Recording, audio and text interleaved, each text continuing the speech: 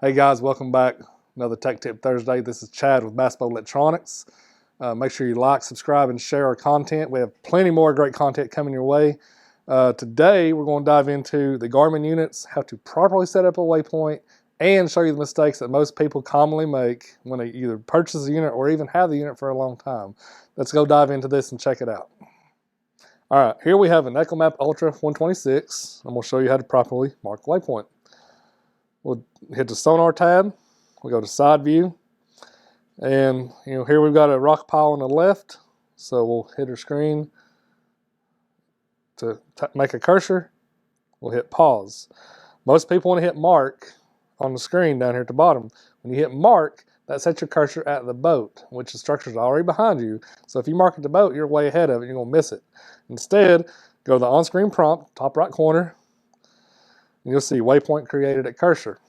That way your waypoint is created at that specific rock pile, brush pile, stump, whatever. It's right there on the mark.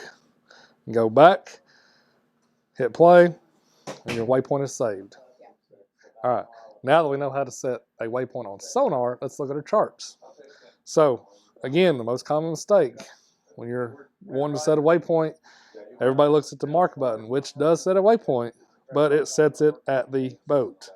Waypoint created at boat. That's fine if you want to set one right there for a quick waypoint, access, ready to go. However, I want to set a waypoint on this hump over here. So I'm going to, again, drop my waypoint, and I'm not going to hit mark. I'm going to hit create waypoint on the screen. That way, when I hit my waypoint, I'll set it for like, hey, I want to check a spot out later, or I want to come back tomorrow and check a spot out. That way, this waypoint is saved. I'm not hitting at the boat. I'm not missing something. And that's a very, very common mistake most people make, new, inexperienced users. But as always, if you have any more questions, give us a call, 1-800-931-9926. Check us out on Facebook and Instagram.